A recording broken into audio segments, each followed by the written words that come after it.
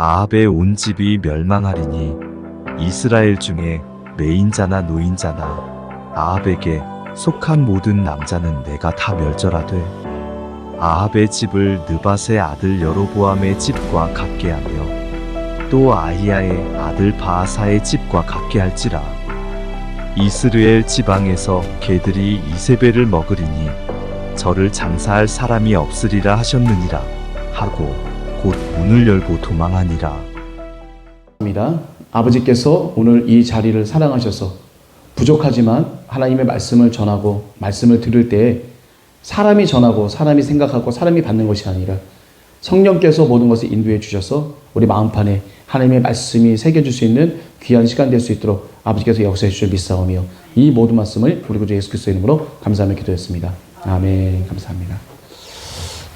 자, 오늘은 어떻게 보게 되면 열왕기 하에서 이렇게 보게 되면 왜 우리 유행가에 보게 되면 김건모의 잘못된 만남이죠. 기억하시죠? 잘못된 만남. 우리가 지금 하고 있는 그 내용들이 잘못된 만남을 사실은 얘기를 하고 있는 거예요. 잘못된 만남. 뭐가 잘못된 만남일까요? 어떤 게 잘못된 만남일까요? 애초에 이 시발점이 잘못된 게 있어. 우리가 열왕기서에 보게 되면 뭐가 잘못된 게 하나가 있어요. 뭐가 잘못됐을까요? 힌트를 제가 드릴게요. 우리가 아합 왕이라고 하면은 아주 유명한 악한 왕 중에 최고의 악한 왕이죠. 부인 이세벨을 통해서 엄청나게 하나님 앞에 우상 숭배를 통해서 많은 대표적인 죄를 지었던 분.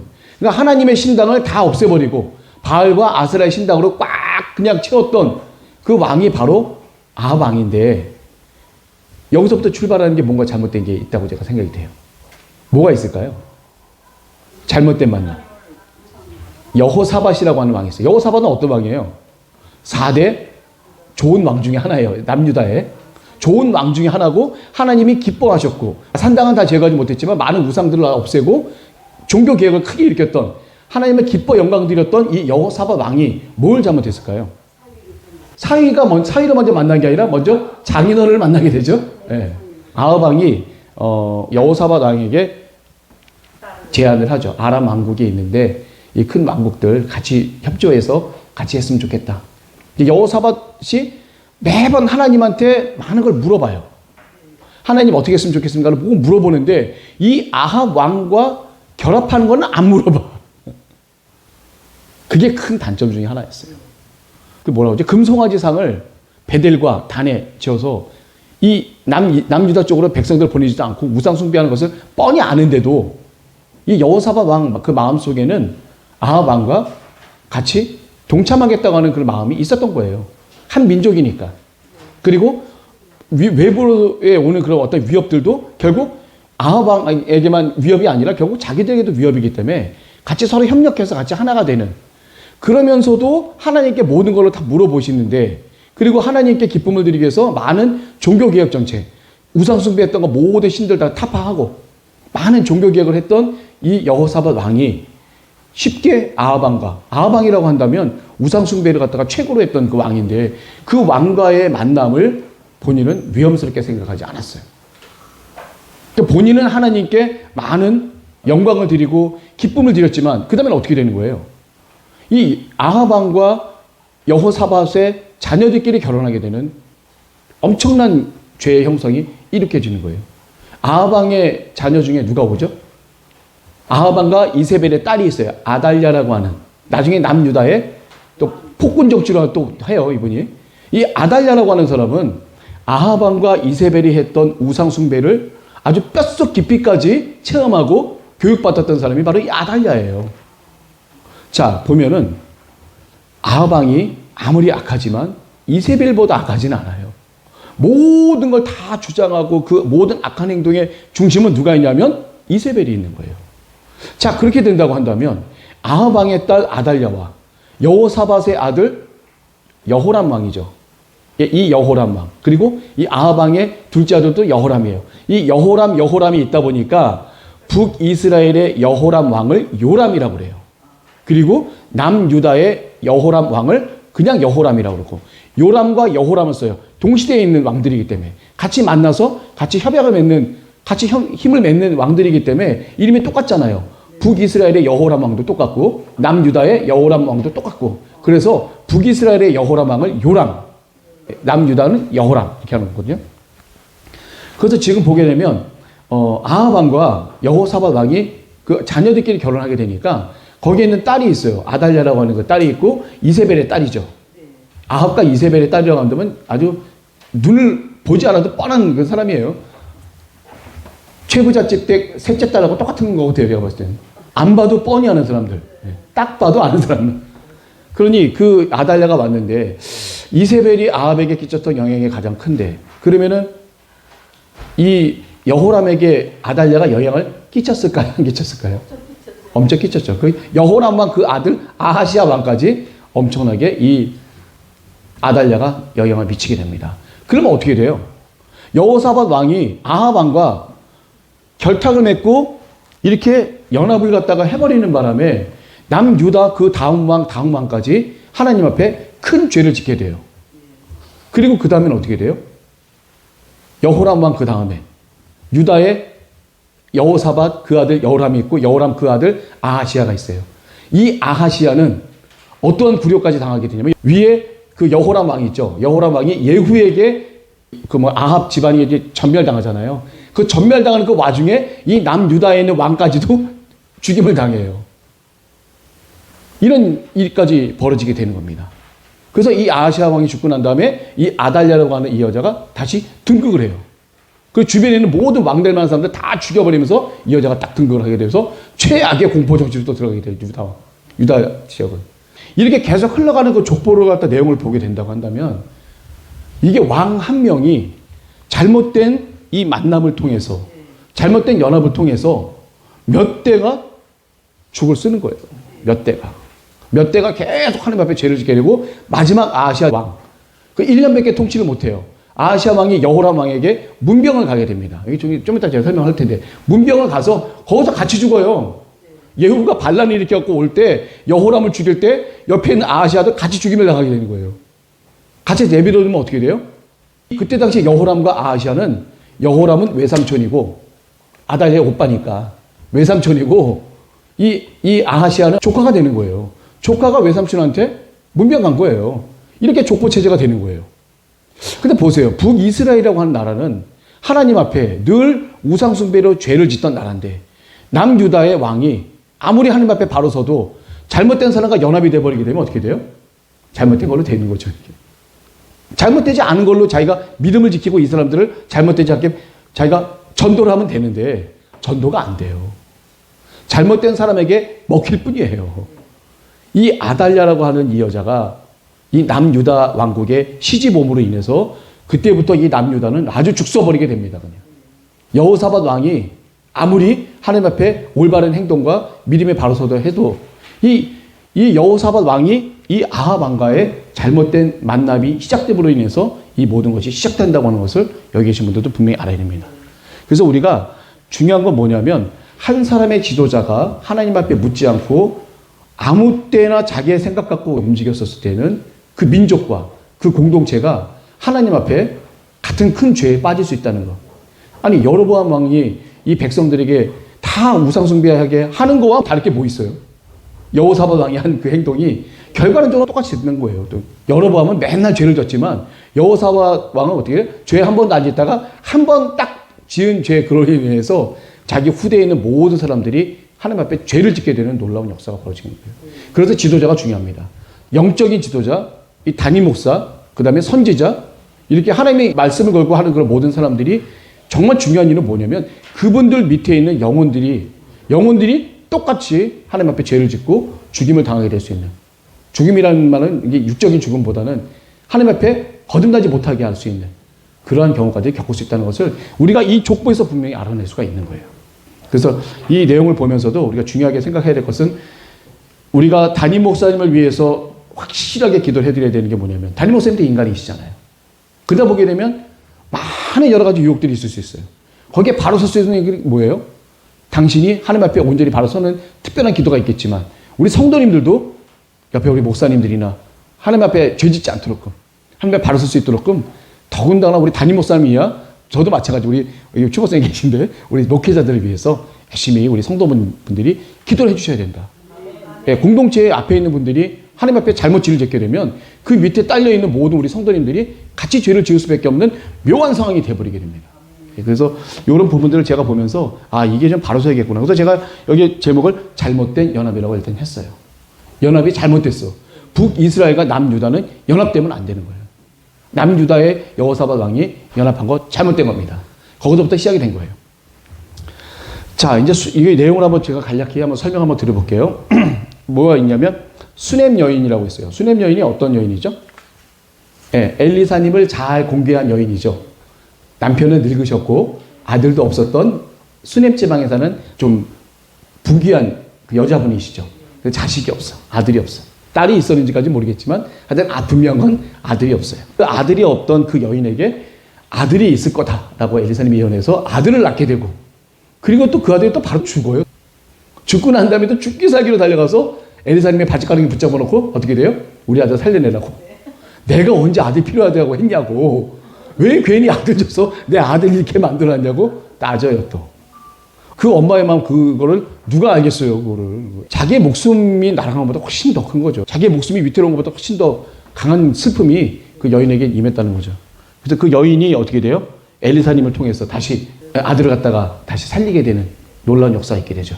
그리고 난 뒤에 어떤 일이 벌어져요? 바로 이 시점에서 이 여인에게 이제 가난한 지역으로 이제 될 거니까 가뭄이 이게 될 거니까 여기서 빨리 좀 떠나라 라고 여자분에게 얘기를 하죠. 그래서 이 여자분이 어디로 가냐면 블레셋으로 가게 됩니다. 블레셋에 가서 7년 동안 있다가 오면 되겠다. 갔다가 왔더니 어떻게 돼요? 자기 땅이 없어졌어. 그러니까 어느 순간에 내가 갔다 왔더니 내가 갖고 있던 이 땅이 딴 사람의 경작하고 딴 사람 걸로 가버린 거예요. 이게 왕의 것으로 간 거일 수도 있고 왕이 누굴 빌려줄 수도 있고 여러 가지 하여튼 복잡한데 중요한 거 내 재산이 이미 없어졌어요. 이 여자가 어떻게 돼요? 왕에게 가서 호소하게 되죠. 근데 바로 그 타임에 어떤 일이 있었냐면 마침 그 여자가 왕에 가서 딱 말하려는 그 타임이 어떤 타임이었냐면 엘리사의 제자 게하시가 이 여호람 왕과 같이 얘기를 나눌 때예요. 아 엘리사님이 이런 이적이 있었다. 저번 시간에 배웠지만 여호람 왕이 뭐라고 했어요? 눈을 가리고 아람 군대를 갖다 끌고 오니까 아버지요 할 정도로 완전히 무릎 꿇었죠. 여호람 왕이. 하나님의 놀라운 이적과 기사에 여호람 왕이 압도돼 갖고 무릎을 꿇어버렸어요. 하나님의 놀라운 권위에 압도돼서 그 왕이 이들을 어떻게 하는 게 좋겠습니까? 라고 얘기할 정도로 압도가 됐단 말이에요. 그래서 그 얘기를 지금 게하시하고 하고 있는 거예요. 이것도 참 부자연스러운 부분이에요. 이 게하시는 뭐 하는 사람인데 자기 스승 밑에 있지 않고 벌써부터 뭔가 요 타임이 이 게하시가 문두병 걸리기 바로 전이야 이게 시점이. 그런데 왕하고 그런 얘기를 하고 있단 말이에요. 게하시가 우리가 선지 생도들은 하나님 앞에 바로 서서 오로지 엘리사님과 하나님의 말씀에만 근거해서 선지 생도로서의 그런 모습이 아니야. 내가 보면 물론 왕이 어떻게 불렀는지 모르겠지만 하여튼 왕이 불러서 그 얘기를 하고 있는 그 와중에 하필이면 수넴 여인이 아들이 죽은 그 얘기를 할 때쯤에 이 여인이 딱 나타나서 얘기를 하는 거예요. 그러면서 이 여인이 내가 여차여차해서 다시 이렇게 블레셋에 갔다가 그 엘리사님이 말씀을 하셔서 내가 블레셋에 갔다가 다시 7년 뒤에 오라고 하셔서 다시 와서 보니까 내 땅이 없어졌습니다. 그랬더니 여호람 왕이 좀 전에 이 수넴 여인 얘기를 갖다 이적과 기사를 들었잖아요. 자기가 본 것도 있고 이 여자 얘기를 들었는데 그러면 정말 당신이 아들이 살아났으며 진짜 당신의 어떤 그 이적과 기사 이런 모든 것들이 정말 사실이냐라고 물어보니까 이 여인이 사실이라고 얘기를 했겠죠. 그런 전반적인 걸 물어봤대요, 왕이.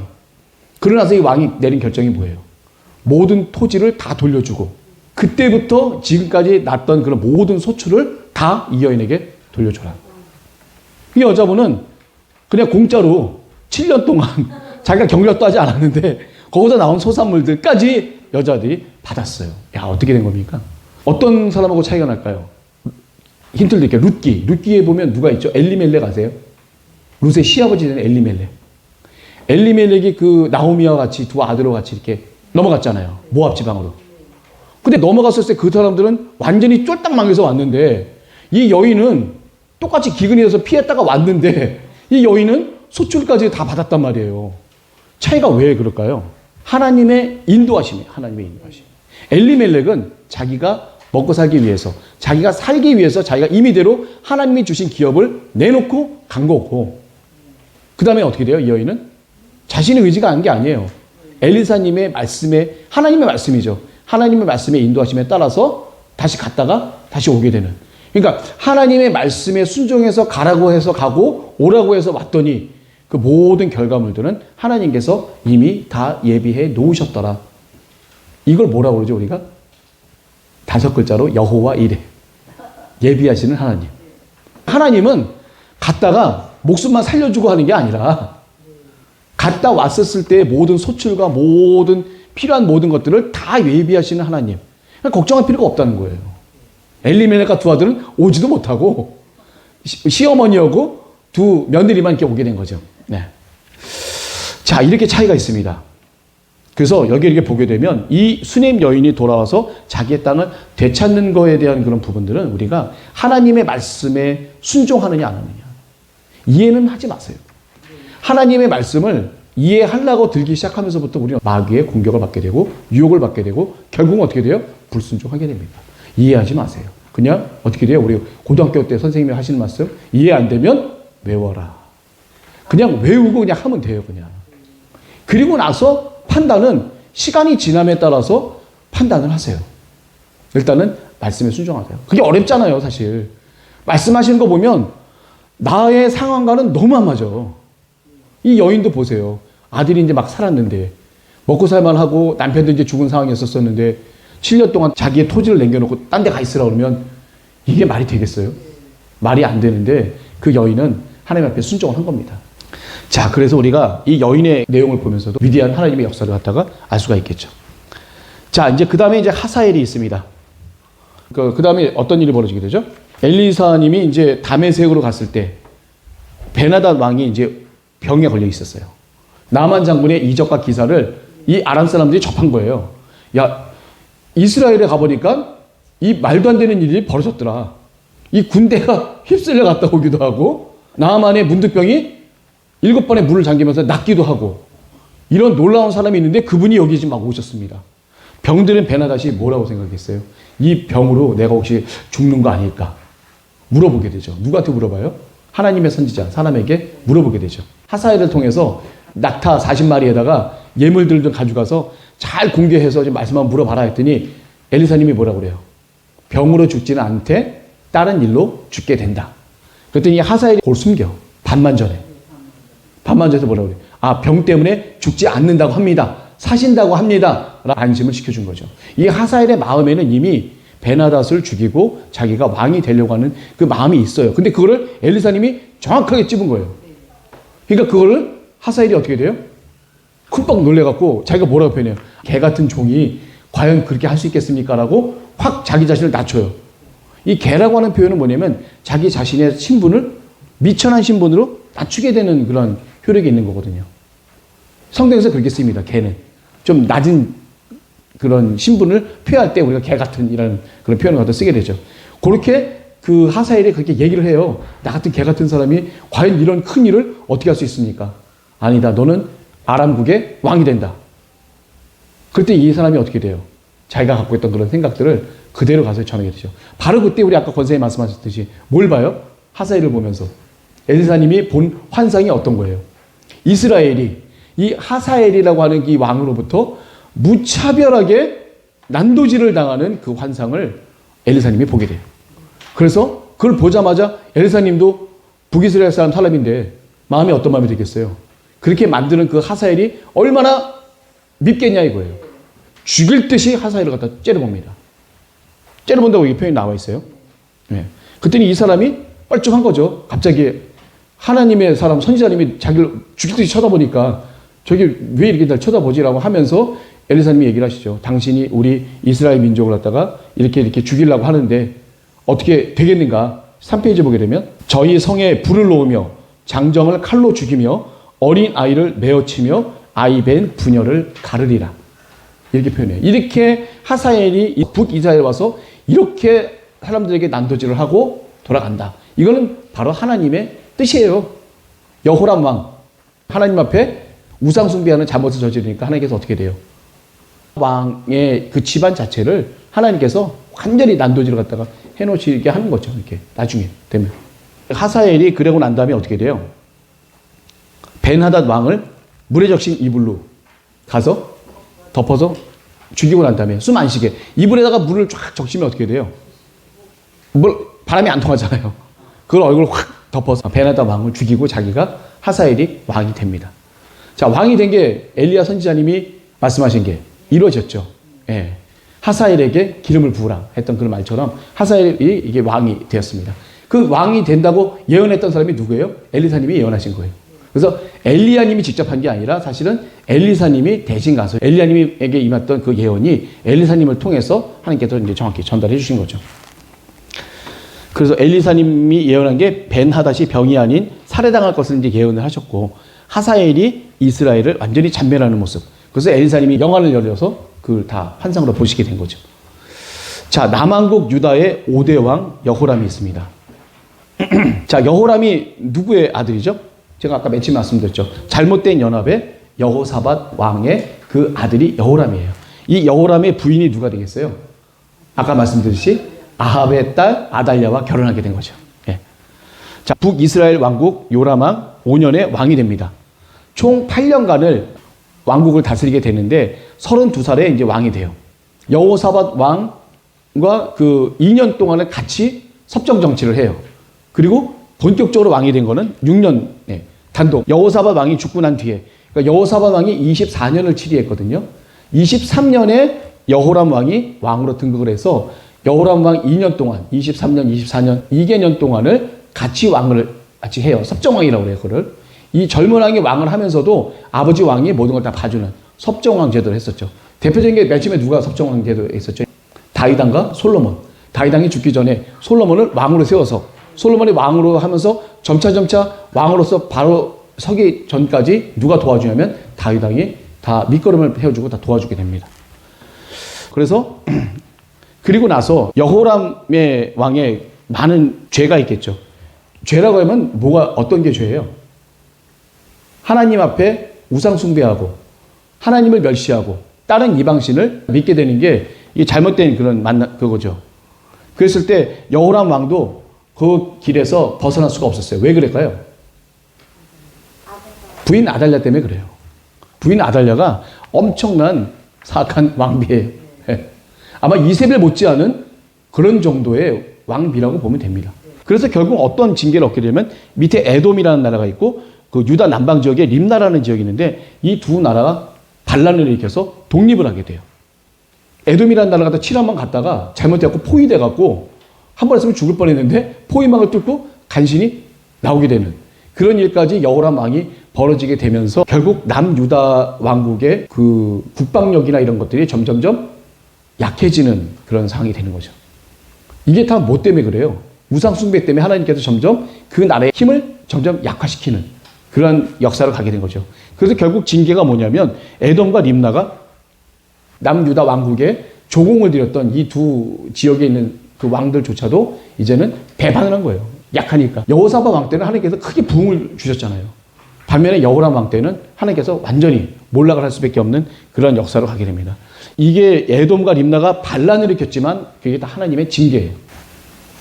자, 그 다음에 남왕국 유다의 제6대 왕. 자, 여호람 왕 대신에 이제 어떻게 돼요? 그 다음에 아하시아 왕이 나오게 되죠. 이 아하시아는 누구예요? 아달랴의 아들이에요. 그래서 이 아하시아 왕은 딱 1년밖에 못 나오게 됩니다. 같이 있었던 왕이 요람이죠, 요람. 요람 왕이 길르앗 라몰에서 하사엘과 이제 싸움을 할 때예요. 거기서 싸움을 하다가 북이스라엘 요람 왕이 부상을 당하게 됩니다. 이스라엘의 그 북쪽 지방에 무기또 바로 옆에 그쪽에 이사갈 지파에 있는 그쪽이죠. 그래서 이스라엘 지역, 이스라엘 평야라고 하는데 이스라엘 지역에서 그 하나의 그 왕궁을 갖다 조그맣게 져요. 별궁이라고 그래서. 그리고 그 바로 밑에 나봇의 포도원도 있고. 예. 그래서 일종의 별장이라고 보면 돼요. 진짜 왕궁이 아니라 별장에서 많이 있게 되는. 이세벨도 별장에 있고 아하방도 별장에 많이 있었었고. 그 별장에 있으면서 이제 정치도 하게 되고 또 이제 전쟁도 나게 되고 여러 상황이 있었었는데 이 아프다 보니까 이제 이 부상당한 이 요람이 이스라엘에 있게 됩니다.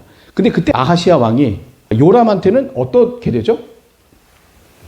북이스라엘의 요람과 아달랴하고는 남매지간이에요. 그러니까 자기 어머니의 남동생인지 오빠인지 모르겠지만 외삼촌이 되는 거죠. 예. 그러니까 북이스라엘 여호람 왕은 남왕국의 이 새로 왕이 된 아하시아 왕은 족보로 따지게 되면 조카가 되는 거예요, 사람이. 조카가 외삼촌한테 병문안을 가는 건 당연한 거죠. 이제 병문안을 갖다 가게 됩니다. 자, 그리고 난 다음에 이제 어떤 일이 벌어지냐면 예후라는 사람이 이제 반란을 갖다 일으키게 되죠. 네. 이 예후가 어떤 게 반란을 일으키나요? 엘리사님이 가서 기름을 갖다가 붓나요? 엘리사님이 기름 붓는데 엘리사님이 직접 가지는 않고 선지자 생도 한 명을 보내요. 그래서 예후에게 기름을 부으면서 당신이 이스라엘 왕이 될 것이다 라고 얘기를 합니다. 그리고 갑자기 나타나다 갑자기 가니까 주변에 같이 있었던 그 군대 장관들, 지금으로 따지면 예후랑 같이 있었던 장교들이라고 보면 되죠. 군인 장교들. 그분들이 왜 왔냐? 저 미친 사람 뭐냐? 미친 사람이라고 표현해요. 왜 왔냐? 그랬더니 자기가 왕이 될 것을 예언을 했다 이거예요. 그랬더니 어떻게 돼요? 옆에 있던 사람들이 당장 자기 겉옷을 벗어갖고 예우를 해주는 거죠. 밑에 다 깔아놓고 왕이시여 해갖고 왕이 돼요. 그렇게 하고 그 자리에서. 그러면서 예후가 어때요? 본격적으로 이스라엘로 쳐들어갑니다. 그리고 백성들에게도 얘기해요. 당신들이 다 나를 갖다 왕이 될 수 있도록 그럼 다 도와달라. 만약에 이 소식을 이스라엘로 전할 사람이 있다고 한다면 그 사람은 살려두지 마라. 여기는 모든 사람들 다 꼼짝 말고 내 편이 되라 이거예요. 근데 이미 북이스라엘에서는 길라 라못 전투에서 요람 왕이 부상을 당하잖아요. 이미 그 전투에서 백성들의 마음은 다 예후 쪽으로 다 많이 몰려 있었대요. 이 군대 장관 예후가 사실은 북이스라엘 왕 요람 왕이 많은 전권을 갖다가 위임했던, 그러니까 한마디로 하면 용맹스러운 장군이에요. 그래서 많은 전과를 갖다 냅니다. 그래서 반대로 요람은 어떻게 돼요? 찌그러진 왕처럼 이게 돼버리니까 사람들이 실망을 많이 하게 되죠, 왕에 대해서. 그래서 그 주변에 있는 많은 사람들이 예후가 왕이 되기를 속으로 간절히 바랬던 마침 그런 타이밍에 어떻게 돼요? 하나님께서 기름을 붓고 예후를 이스라엘 왕으로 하게 되죠. 그러면서 어떻게 돼요? 뭐를 말씀하시죠? 이 선지생들을 통해서 뭐라고 하시죠? 아합의 집을 치라고 합니다. 아합의 집을 잔멸해라. 나의 종 선지자들의 피와 여호와의 종들의 피를 이세벨에게 갚아주겠다 하면서 이게 막 말씀하시는 거죠. 예후가 반란을 일으켜서 한마디로 얘기하면 이스라엘의 왕이 되게 돼 있습니다. 그래서 이스라엘에 있는 그 왕에게 예후가 사람들 데리고 막 달려가는데 요람 왕은 이 예후가 그 반란을 일으켜갖고 자기가 올 거라고는 전혀 생각을 못 하고 있어요. 어떻게 보면 이 요람 왕 자체도 좀 둔감한 거예요. 이 주변을만 잘 살펴보고 첩자만 몇 명만 신경 안 썼으면 이런 상황들을 훨씬 빨리 알았을 텐데 거기에 둔감하고 모든 거 다 맡겨버리고 아무 생각 없이 지내다가 예후가 와갖고 어떻게 돼요? 너의 엄마 이세벨이 일이 작아서 지금 나한테 이런 얘기를 하는 거냐고 막 얘기를 해버리니까 순간 어떻게 돼요, 요람이? 아, 반란이구나. 그 옆에 있던 아하시아 왕, 자기에게 찾아왔던 남유다의 조카 아하시아 왕이도 이게 반란이다 라고 하면서 자기가 도망가다가 죽임을 당하게 되죠. 예후가 어떻게 돼요, 죽일 때? 활로 쫙 쥐를 당겨서 활을 쐈는데 어떻게 돼요? 심장에 관통을 해요. 예, 요람 왕 심장에 관통을 해서 바로 그 자리에서 죽게 됩니다. 거기가 바로 어디예요? 하필이면 나봇의 밭이야, 나봇의 밭. 예, 거기가. 그래서 하나님께서 죽이시는 장소도 보게 되면 이 나봇의 밭. 나봇의 밭은 어떤 거예요? 누가 잘못한 거예요? 아버지가 잘못했잖아요. 아버지가 그 나봇의 밭을 강제로 이세벨을 통해서 찬탈을 했죠. 뺏었죠. 그래서 그거에 대해서 하나님께서 예언을 엘리야를 통해서 예언하셨어요. 여기에서 이 아합 집안을 완전히 잔멸하겠다. 그래서 어떻게 돼요? 아합이 또 회개를 해 또 그 와중에. 그래서 하나님이 뭐라고 그래요? 그 아합의 회개를 받으셔서 아합을 죽이지 않고 어떻게 돼요? 그 아들을 대신 죄값을 치르겠다. 바로 그 아들이 요람이에요. 아합의 첫째 아들이 아하시아. 여기에는 이 남유다 아하시아 아니에요. 거기도 아하시아예요. 첫째 아들이 아하시아, 둘째가 요람이에요. 아하시아가 2년 동안 있다가 다락방에서 떨어져 갖고 자식이 없이 왕이 이제 끝나요. 그래서 할 수 없이 둘째 아들이 왕으로 올라가게 되는 거죠. 그게 바로 여호람이에요. 근데 이제 우리가 속칭 요람이라고 표현하죠. 엘리사께서 이제 모든 것을 다 예언을 했죠. 그리고 예전에 이제 엘리야를 통해서도 아합의 온 집안을 멸절할 것을 예언하고 이세벨이 죽을 것을 예언을 하게 되죠. 그래서 이세벨도 죽임을 당하였는데 이세벨이 어떻게 죽임을 당해요? 그러니까 예후가 이제 이스라엘에 이르렀더니 이세벨이 이제 뭐라 그래요? 11페이지 나오는데 눈을 그리고 머리를 꾸미고, 예, 눈을 그리고 머리를 꾸며요. 이게 뭔 얘기예요? 예후를 유혹하려는 게 아니라 단정이 딱 한 거죠. 황태우로서 자세를 딱 잡고 어디 건방지게 예후 네가 함부로 이 왕조를, 이 오므리 왕조를 네가 함부로 할 수가 있느냐라고 이제 꾸짖으려고 교만하게 앉아 있는 거예요. 예후가 와서 죽일 것도 생각도 못 하면서. 예후가 와서 어떻게 돼요? 옆에 있는 내시한테 거기 누구 내 편 없냐? 근데 내시가 분위기를 봤을 때 편을 들지 않으면 자기도 죽겠거든. 그러니까 편을 들겠다고 고개를 삐 내밀고 나는 당신의 편입니다라고 표시를 해요. 그러면 어떻게 돼요? 저 여자를 당장 죽여라. 그래서 왕궁에서 그 여자를 떨어뜨려서 이세벨의 그 시체가 떨어지면서 그 피가 어떻게 돼요? 다 튀어갖고 말에도 튀고 막 이렇게 다 튀었어요. 그럴 정도 여자가 됩니다. 그리고 그 다음에 예후가 그 말 타고 그 이세벨의 시체 위로 지나가요. 이렇게. 짓눌려졌겠죠. 그리고 나다음에 한참 가보니까 그래도 이세벨이 왕비 출신인데 가서 무덤은 만들어줘야 되지 않겠냐라고 사람을 보냈더니 어떻게 돼요? 개들이 이미 이세벨 시체를 다 먹어버리고 머리와 팔과 다리 이것만 남았어요. 그래서 장사를 지낼 수 없는. 그래서 그쪽에 있는 밭에, 나봇의 그 밭에다가 거름으로 뿌려줄 수밖에 없는. 저건 이세벨이라고 할 수도 없는. 형체를 알아볼 수도 없는. 이게 고대 중근동 지역, 그러니까 이스라엘과 또 그 주변의 아람이나 애굽이나 이런 지역에서요. 자신의 시체가 묘실에 묻히지 못하고 이 길거리에서 개들의 밥이 된다? 이거는 최악의 참사를 당한 거예요. 자기 죽음보다도 훨씬 더 괴로움을 당하는 거예요. 그게. 이 이스라엘 사람이나 이런 사람들은 가장 큰 행복이 뭐냐면 제대로 죽어서 조상의 묘실에 들어가는 것을 가장 큰 축복으로 생각합니다. 그래서 누구누구 묘실에 잠들었다라고 표시한 건 뭐냐면 이 사람이 하나님의 축복을 받아서 인간답게 하늘나라로 갔다라는 그 표현을 갖다가 해주는 건데 이 이세벨은 어떻게 돼요? 흔적도 없이 개들의 밥이 됐기 때문에 아예 그냥 흔적도 없이 그냥 다 날려버리는 것밖에 안 됩니다. 그러니 어떻게 돼요? 처참한 죽음을 맞이하게 된 거죠. 이것 또한 어떻게 돼요? 엘리야님을 통해서 했던 모든 예언에 다 포함이 되어 있습니다. 하나님의 말씀은 떨어지는 게 없어요. 하사엘에게 기름 붓고 그래서 아람 왕이 되게 하고 예후에게 기름을 부어서 이스라엘 왕이 되게 하고 엘리사에게 기름을 부어서 엘리야 선지자님의 대를 잇게 하고 그리고 아합 왕과 이세벨 이 모든 두 사람에게 다 죽임을 당하게 되고 아합 왕에 있는 속해 있는 모든 남자들은 다 죽임을 당하게 됩니다.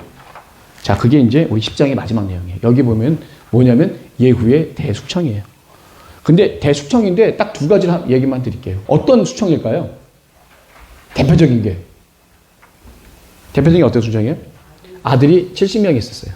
근데 아들이 70명인데 사실은 거기는 아들만 있는 게 아니라 손자들까지 다 포함해서 아들이라고 표현합니다. 70인이 어떻게 돼요? 그들을 교육했던 교사들이나 선생님들 그리고 그 지방에 이스라엘 지방에 있던 방백들 이런 사람들이 다 아합 집안에 있는 사람들이 어떻게 돼요?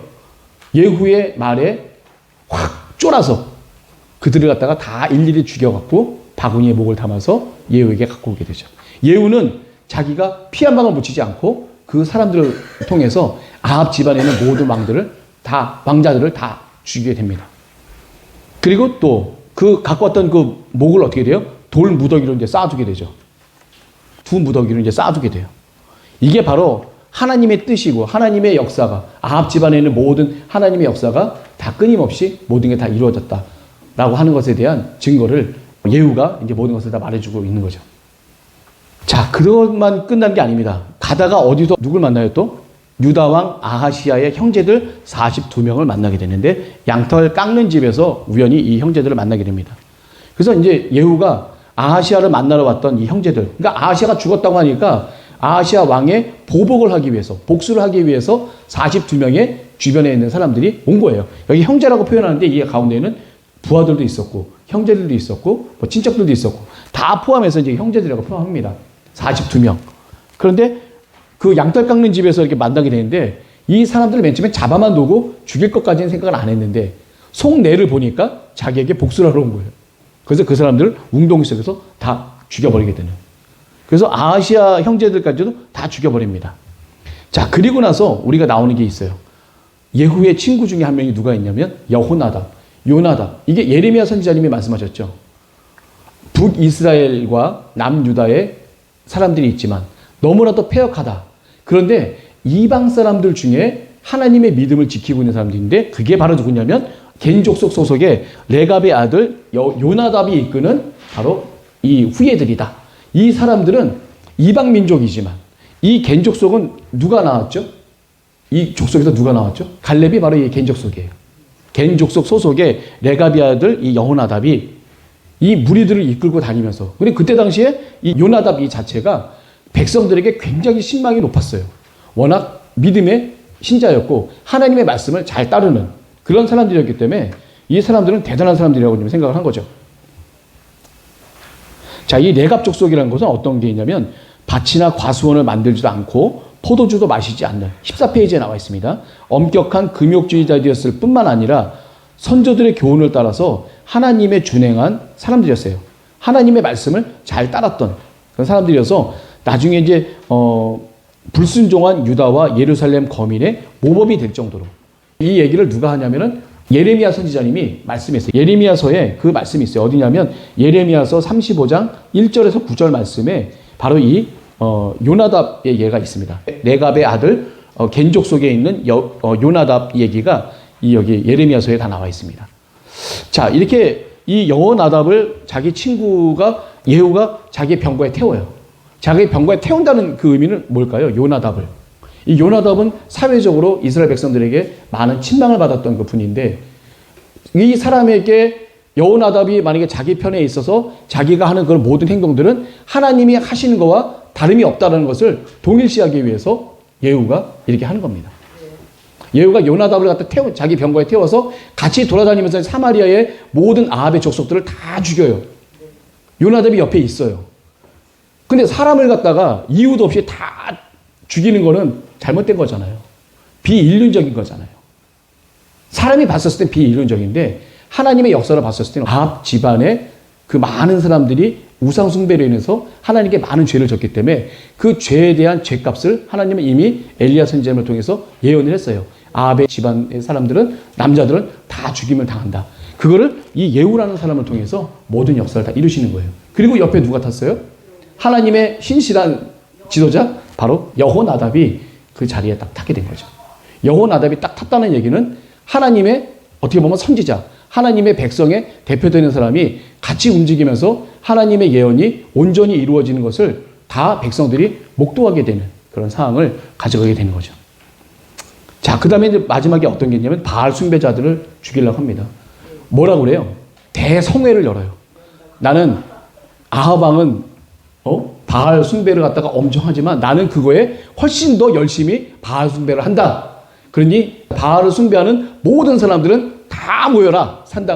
바알 신당으로 모여라. 근데 그 바알 신당이 어느 정도냐면 이미 아합과 이세벨 시절에 바알 선지자 450명, 아세라 선지자 400명, 이 모든 이 선지자들이 최소한 900명 정도가 모일 수 있을 만한 큰 신당이기 때문에 많은 사람들이 모여도 수용할 수가 있는 곳이에요. 그러니까 바알을 믿는 모든 사람들은 다 모이라 이거예요.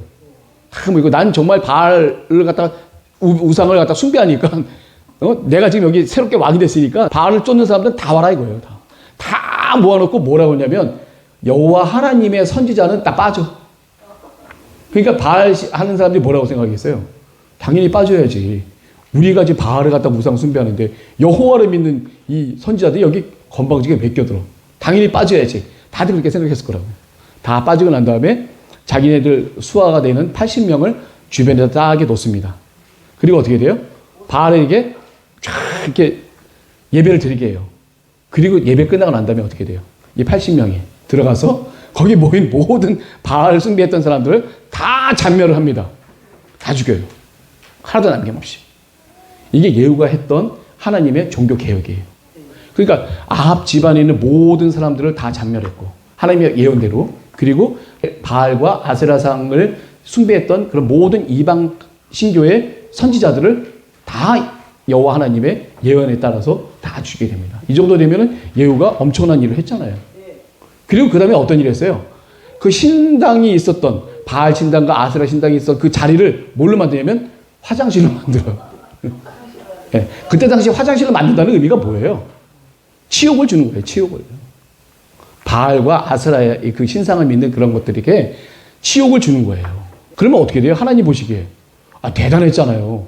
이 모든 게 다 수정된 것 같은데 이 예후도 한 가지 못 넘어가는 게 있었어. 뭘까요? 그게 여로보암이 했던 그거 뭐냐면 베델과 그 위에 단에 금송아지 우상을 갖다 놓고 백성들을 우상숭배하게 한 거는 못 없앴어. 왜 그랬을까요? 왜 못 없앴을까요? 이미 그때 당시에 모든 백성들의 이 정신 상태는 다 베델과 단에 다 우상숭배를 하더라고. 한마디로 얘기하면 이 백성들의 모든 마음을 다 가지려고 이 예후가 그걸 못 없앤 거예요. 한마디로 얘기하면. 없애야 되는데 못 없앴어. 못 없앤 건 어떻게 된 거예요? 사람의 눈치를 본 거예요. 그러니까 우리 공동체 지도자들, 우리 그 담임 목사님을 비롯해서 우리 목사님들은 우리 성도님의 눈치를 보면 안 돼요. 성도님들의 마음은 중요하지가 않아. 죄송합니다. 인격을 모독하는 건 아니에요. 정말 중요한 게 여호와 하나님의 말씀. 우리를 생명으로 이끄시고 우리를 삶으로 이끄시고 우리의 모든 가정과 모든 역사 가운데 우리를 보호하시는 여호와 하나님께서 말씀하시는 거를 우선으로 해야 돼요. 당장은 이들이 피해를 입고 괴롭힘을 당하고 어려움에 처하는 것 같지만 시간이 지나고 보게 되면 그들의 삶에 어떻게 돼요? 하나님의 생명이 그 가정에 임하게 되는 거죠. 다 살리고자 하는 거예요. 이 역사는요, 성경에 있는 모든 역사를 단 한 글자로 표현한다면 살리기 위한 거다. 하나님이 하나님의 백성들을 살리고자 한다라는 게 이 전반적인 성경 내용의 가장 주된 중심입니다. 죽이고자 하는 게 아니에요. 예, 육적으로 봤을 때는 괴로움을 주고 핍박을 주고 어려움을 주고 고난을 주고 막 그런 것 같아도 어떻게 돼요? 결국은 그 가정과 그 영을 살리고자 하는 하나님의 깊으신 사랑이 있는 거죠. 그거는 시간이 지나봐야 알아요. 제가 다시 한번 말씀드리지만 우리가 해야 될 게 뭐냐면 어떻게 된다? 이해하지 마라. 하나님이 하시는 말씀을 제발 이해하지 마라. 이해하려는 그 순간부터 마귀가 틈타요. 그래 외우세요. 그리고 암기하고 바로 순종하세요. 그러다 보면 당장은 이해가 안 가요. 당장 이해가 가는 것도 있지만 이해가 안 가는 게 있는데 이해가 안 가는 건 어떻게 되냐면 시간이 해결을 해줘요. 지나고 보니까 하나님이 왜 이렇게 하셨구나. 불순종한 사람은 시간이 지나면 땅치고 후회하죠. 하나님께서 이렇게 하시려고 했었구나. 내가 다 그르쳤네. 우리 여호사밧 왕이 하나님 앞에 물어보지 않고 그냥 아무 생각 없이 북이스라엘과 연합을 했었을 때 그 밑에 있는 모든 백성들이 다 죽임을 당할 수밖에 없고 망할 수밖에 없었던 것처럼 하나님께서 하시는 그런 모든 말씀은 우리의 귀중한 삶의 지표가 된다. 중요한 겁니다. 오늘 이 말씀, 이 모든 거 하나하나 보게 되면 하나님이 말씀하시는 거대로 혹시 여러분들이 기도하시다가 또 때로는 목사님을 통해서 또 이렇게 많은 예언의 말씀을 들을 때가 있어요. 그 예언의 말씀은 땅에 떨어지지 않습니다. 지금 당장 아니더라도 지나고 나면 반드시 그런 모습이 돼요. 그리고 내가 봤었을 때 내가 생각했던 그 모습이 아니라 다른 모습이라도 그 말씀이 그대로 될 때가 많이 있습니다. 하나님의 깊고도 넓고도 높은 그런 하나님의 역사를 이 좁은 우리가 어떻게 이해할 수 있겠어요? 그래서 이해하지 마시고 어떻게 해요? 외워라. 외워. 그냥 눈에 보는 대로 외워서 그냥 마음속에 새기세요. 그러다 보면 하나님은 우리를 죽이시려는 게 아니라 살리시는 거에 대한 굳은 믿음이 있어야 돼요. 그 믿음이 없으시면 하나님을 온전히 믿지 못하면 그걸 우리가 순종할 수가 없어요. 하나님을 온전히 믿어야지만 순종이 가능합니다. 그게 될 것 같죠? 될 것 같죠? 근데 안 돼요. 100%. 근데 어떻게 되게 되냐면 기도하는 사람은 됩니다. 기도하는 사람. 그래서 우리가 1시간 기도, 남을 위한 기도, 여러 가지 막 기도가 막 지금 막 그냥 섞여 있어요. 막 그냥 그물처럼. 그 기도하는 가운 와중에 내 마음 한켠에 어떻게 돼요? 하나님의 마음이 쫙 자리 앉게 돼요. 성령께서 나를 인도해 주십니다. 이거구나. 뭔가 믿음이 있어. 잘은 모르겠지만 그 믿음을 잃지 마시고 꽉 잡으시기 바랍니다. 하나님은 절대로 그 잡은 그 손을 놓지 않으세요. 자, 오늘도 있었던 이런 모든 이 하나님의 이적과 기사들, 우리가 하나님께서 모든 역사는 다 살리시고자 했던 이런 모든 하나님의 사랑을 잊지 않기를 바라시면서 우리 열왕기하 3번째 시간을 다 마치도록 하겠습니다. 감사합니다.